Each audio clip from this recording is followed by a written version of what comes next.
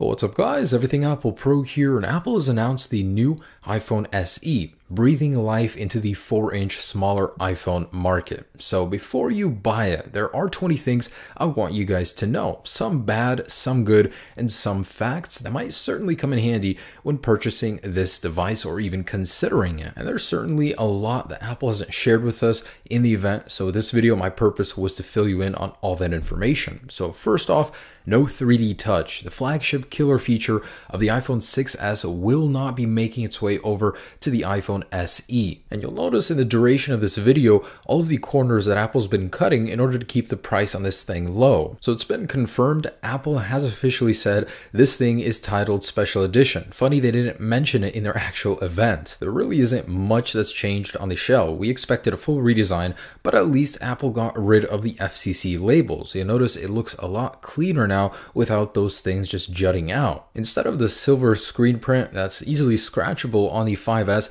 Apple has went and created a milled Apple logo on the new SE. Just like in the newer 6 and 6S models, this thing is machined from a single piece of aluminium. The display is still the same 5S display. It offers worse viewing angles and a lower contrast ratio at 800:1 versus 1400:1 on the 6S. Really disappointing here. The LTE chip is not as good as the 6S here. It's only capable of up to 150 megabits download speed versus 300, and it only has 15 LTE bands, making the 6S the better international phone. Still, 15 is better than most Android phones nowadays. Although this thing does have 802.11 AC Wi-Fi, there's no MIMO support, meaning it doesn't get as good of range as the 6S, and the theoretical download speed is lower as long as your router supports that. I was a bit disappointed with this one. The fingerprint sensor is using last generation technology. This is currently being used in the iPhone 6, so second generation Touch ID didn't make its way to the SE, meaning it will be slower, it will be less accurate, as can be seen here. The front-facing camera remains at a paltry 1.2 megapixels with an f-stop of 2.4, meaning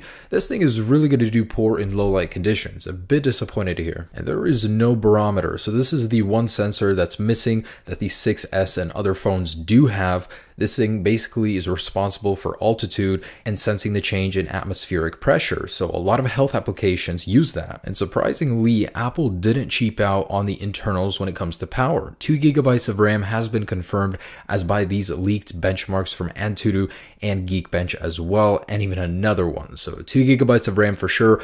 That A9 chip is just icing on the cake. Another surprising one is the 6S camera sensor, 12 megapixels, in its entirety has made its way over to the SE. Not only that, it's been made better by being completely flush. This is probably one of the most even Apple designs ever, and it's awesome that it's still flush. And one of my favorite iPhone 6s features has made its way over front-facing True Tone Flash. A 1642 milliamp battery in the iPhone SE is larger than the 5S battery. As a result of the new, more efficient internals, better battery, this thing really has some impressive battery life, better than the 5S and even the 6S. So if you are a battery fanatic, this thing is the place to be. And here's where we start to see Apple cutting corners. This thing does not get the new Aluminium 7000 series used in the 6S and Apple Watch, nor the dual ion exchange glass. So it's using last generation durability and materials. One of the smaller noticeable physical differences, the chamfered edges are now a matte texture. This is in an attempt to make it more scratch resistant. My 5S ones are all scratched as a result of the polish finish. If you're upgrading from a 5 or 5S, all of your cases will still be compatible. In fact, this thing is to a T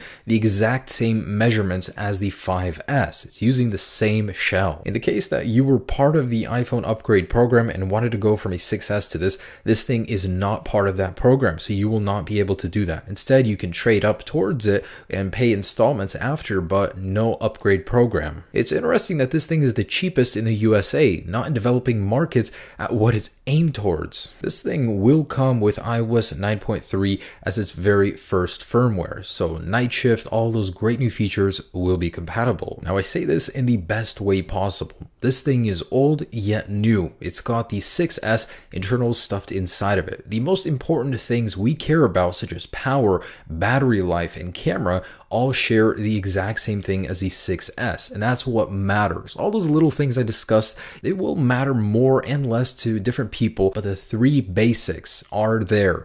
And that's what makes this thing such a great device at a $399 starting price point. So if you guys are in the market for a new phone, a new smaller phone, this is the phone you want to buy. And I'll have a full review, comparison, everything on it just as soon as it's out in a few days here. I do hope with this video you learned a thing or two you didn't already know about the iPhone SE. Stay tuned for those new videos. Peace.